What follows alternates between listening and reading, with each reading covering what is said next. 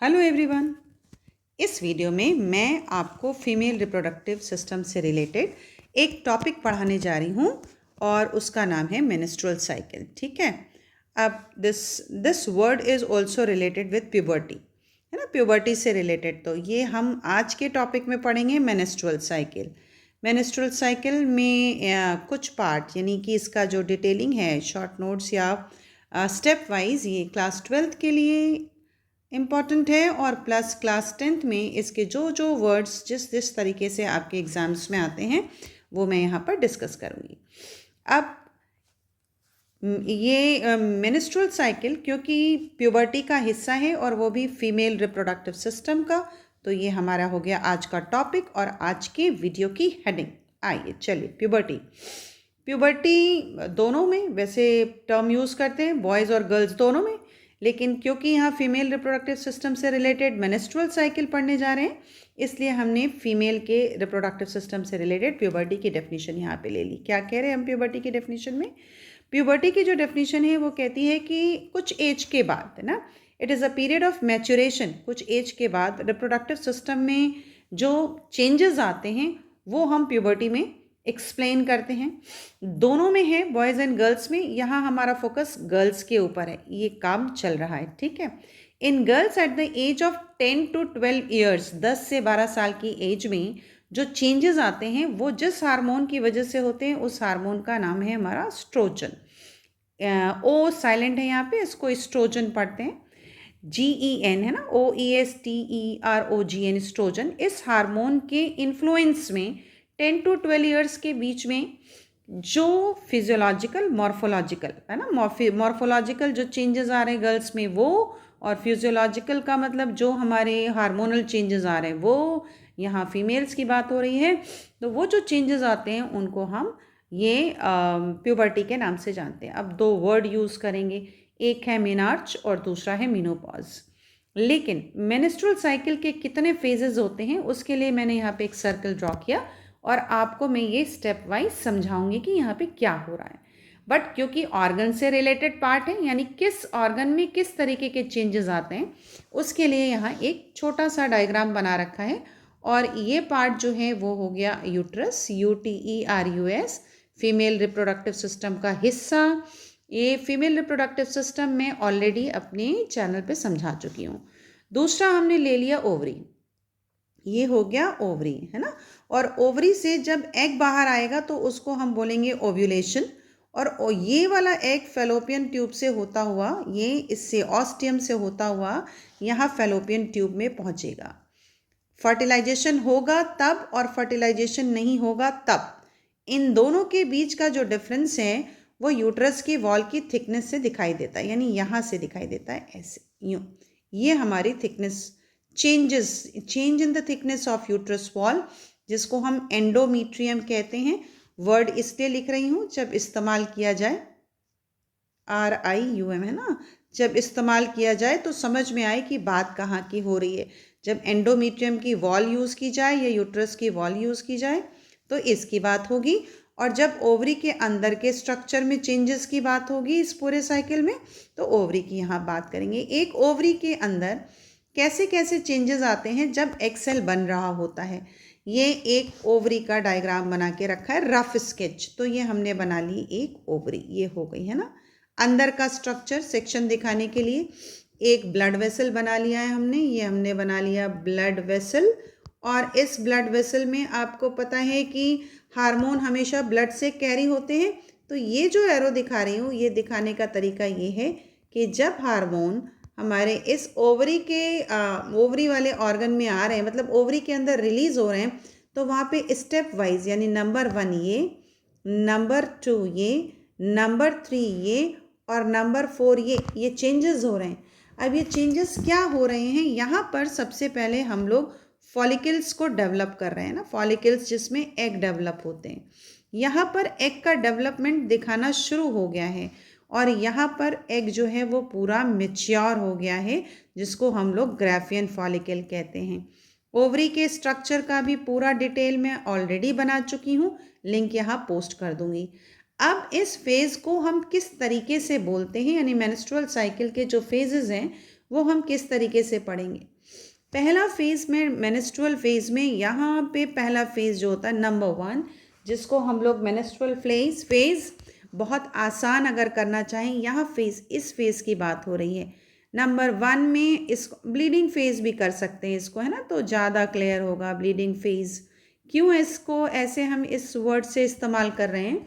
Reason ये है क्योंकि यहाँ पे यूट्राइन वॉल से जो वॉल की थिकनेस बढ़ी थी वो यहाँ पे डिस्चार्ज हो रहा है, क्योंकि फर्टिलाइजेशन ना होने की वजह से और इम्प्लांटेशन ना होने की वजह से यहाँ पे जो यूट्राइन वॉल एंडोमेट्रियम जो बढ़ाया था वो शेड ऑफ हो रही है।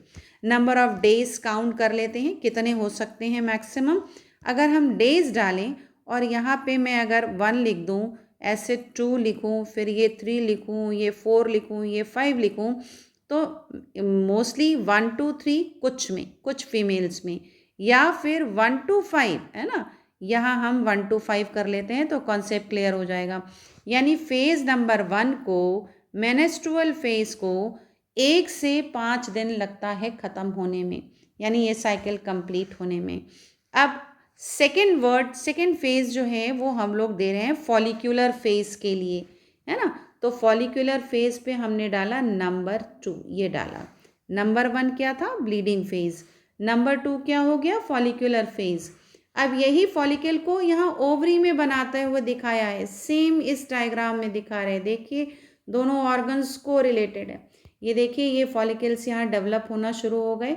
फॉलिकल डेवलप होने का मतलब कि उनमें से कोई एक मैच्योर होगा और उसमें एग सेल डेवलप होगा।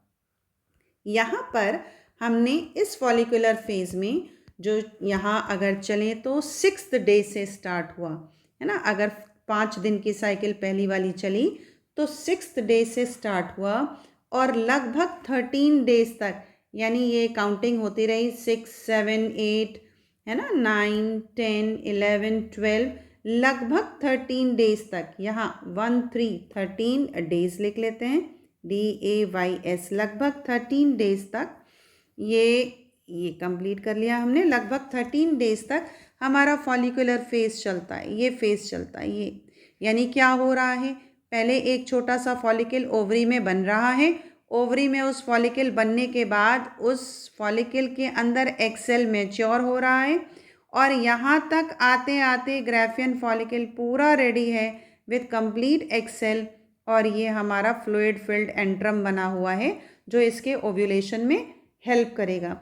यानी इस वाले डेट पर 13 से 14 डेट में यहाँ पे ग्राफियन फॉलिकल बिल्कुल रेडी है। ये है ग्राफियन फॉलिकल रेडी, FOLLICLE। यानी जो 14th डेज होगा, यहाँ पे जो हम 14th डेज लिखेंगे वहाँ पे ये ग्राफियन फॉलिकल ने रप्चर होना है, बना लेते हैं, ऐसे रप्चर होना है और एग सेल निकल के बाहर आ जाएगा। ये जो एग सेल बाहर आएगा ना, उसको ये देखिए, ये एग सेल को ये ओवरी के अंदर ऐसे उसके अंदर ऑस्टियम के अंदर, करेक्टिंग माई सेल्फ, ऑस्टियम के अंदर फैलोपियन ट्यूब के अंदर ले लिया जाएगा। तो जो साइकिल में ये ओव्यूलेशन दिखाया है वो यहाँ पर है। यानी जब ये ओव्यूलेशन हो रहा है ये एग सेल बाहर आ रहा है ना, ये एग सेल बाहर आ गया। 14th डे पे ये काम स्टार्ट हो गया, ये 14th डे पे स्टार्ट हो गया, है ना। तो जब ये ओव्यूलेशन हो गया तो अब ये इस वाले स्टेज को फिर हम लोग ओव्यूलेटरी स्टेज कहेंगे। ओव्यूलेटरी स्टेज हो गई है ना, ये ओव्यूलेटरी स्टेज, ये लिखा हम लोगों ने ओव्यूलेटरी फेज़। ये ओव्यूलेशन होने के बाद जो ये जा रहे हैं हमारे फैलोपियन ट्यूब यानी कि ओविडक्ट के अंदर किसी फीमेल में या गर्ल्स में प्यूबर्टी के बाद, तो जब ओव्यूलेशन होने के बाद एग सेल यूट्रस के अंदर पहुंच गया तो यहाँ फर्टिलाइजेशन होना है। फर्टिलाइजेशन होने के बाद ये जो जाइगोट बनेगा, जब ब्लास्टोसिस्ट बनेगा तो इसको यहाँ इम्प्लांटेशन होता है। अब इम्प्लांटेशन से पहले यहाँ ओवरी के ओव्यूलेशन के बाद कॉर्पस ल्यूटियम बनेगा। ये इस तरीके का स्ट्रक्चर, आइए दिखा देते हैं कैसा। ये देखिए, ये एग सेल यहाँ डेवलप हुआ, ये एग सेल यहाँ दिखाया गया, एग सेल ये निकल के ओवरी से बाहर चला गया और ये बना है कॉर्पस ल्यूटियम। ये कॉर्पस ल्यूटियम है ना, LEUTE, LUTEUM, ये कॉर्पस ल्यूटियम, ठीक है। तो कॉर्पस ल्यूटियम यहाँ बना, तो इसका काम सिक्रीटरी है, ये एंडोक्राइन हार्मोन निकालेगा, एंडोक्राइन हार्मोन निकालेगा जो कि इम्प्लांटेशन वगैरह में हेल्प करेगा। तो ये ल्यूटियल फेज यहाँ से चला हमारा 14th डेज यहाँ हुआ, और ये लगभग 20 दिन के अंदर ये काम ख़त्म। और अब जो हमारा स्टेज होता है वो हमारा ल्यूटियल फेज कहलाता है ना। ये अगर ये इसको हम लिखें तो ये हो गया ल्यूटियल, PHASE, ल्यूटियल फेज। अब ल्यूटियल फेज का काम है एंडोक्राइन सिस्टम को मैनेज करना, है ना। एंडोक्राइन सिस्टम में प्रोजेस्ट्रॉन और बेसिकली प्रोजेस्ट्रॉन हार्मोन को मैनेज करना। अब अगर फर्टिलाइजेशन हुआ, है ना, फर्टिलाइजेशन अगर हुआ तब तो ठीक है, तब ठीक है। और अगर फर्टिलाइजेशन नहीं हुआ तो यूट्रस की वॉल फिर से शेड ऑफ होना शुरू हो जाएगी और फिर से ब्लीडिंग फेज आ जाएगा। तो ये हो गई हमारी साइकिल, जिसमें हमने पढ़ा number 1 bleeding phase, number 2 follicular phase, number 3 ovulatory phase और number 4 luteal phase. Number of days इसीलिए डिवाइडेड है। फर्स्ट वाले को हमने दिया है 1 to 5, दूसरे वाले को दिया है 6 ऑनवर्ड से लेके 13 डेज तक, यानी 6 to 13। 14th डे पे ओव्यूलेशन पॉसिबल है। 20th डेज तक ल्यूटियल फेज का स्टार्ट हो जाएगा, यानी फर्टिलाइजेशन होने के बाद, और ये ल्यूटियल फेज अल्टीमेटली फिनिश होने के बाद नई साइकिल स्टार्ट हो जाती है। चलिए आइए अब देखते हैं, अगर हम इसके पैरेलल चलें, है ना, तो ये हम लोगों ने जो डायग्राम ये लाइन खींच के रखा है, ये यूट्रस की वॉल है ना, यूट्रस की, ये यूट्रस की वॉल है, UTERUS। मतलब अब हम ये देखना चाहते हैं कि इसकी वॉल में थिकनेस में क्या चेंजेस हो रहे हैं। 1 to 5 day, first 1 to 5th days को हम लोग मेनेस्ट्रुअल फेज के नाम से जानते हैं। तो आप देखिए, जब इसकी यूट्रस की वॉल की थिकनेस हम यहाँ दिखा रहे हैं, ये देखिए ये थिकनेस दिखा रहे हैं, यहाँ पे थिकनेस ज़्यादा है और यहाँ पे थिकनेस कम है। तो जब 1 to 5 डेज में ये वॉल शेड ऑफ हो रही है, तो इसी के टिश्यूज़ ब्लीडिंग के फॉर्म में वेजाइना के थ्रू बाहर आ रहे हैं, ठीक है। और उसके बाद यहाँ 5th डेज से, इस डेज से लेके यूट्रस के वॉल की थिकनेस बढ़ रही है। क्यों? क्योंकि ऑप्शन ये है कि 14th डेज में ना, जब 14th डेज आएगा तो जो ओव्यूलेशन होने वाला है ना, जो ओव्यूलेशन होगा, OVULATION, ओव्यूलेशन होगा, और एग यहाँ फैलोपियन ट्यूब में आने के बाद फर्टिलाइज होके अगर इम्प्लांट होगा, तब तो ये प्रेगनेंसी कंटिन्यू रहेगी और नो साइकिल फर्दर, आगे कोई साइकिल नहीं चलेगी। और अगर इम्प्लांटेशन नहीं हुआ, दूसरे कलर से सर्किल करके क्रॉस कर देते हैं, यानी अगर फर्टिलाइजेशन नहीं हुआ, इम्प्लांटेशन नहीं हुआ, तो यही यूट्रस की वॉल धीरे धीरे वापस फिर से शेड ऑफ हो जाएगी और अगली साइकिल स्टार्ट हो जाएगी। यानी यूट्रस के वॉल में जो चेंजेस आते हैं वो साइकिल के चारों फेजेस के अकॉर्डिंग चेंज होते रहते हैं।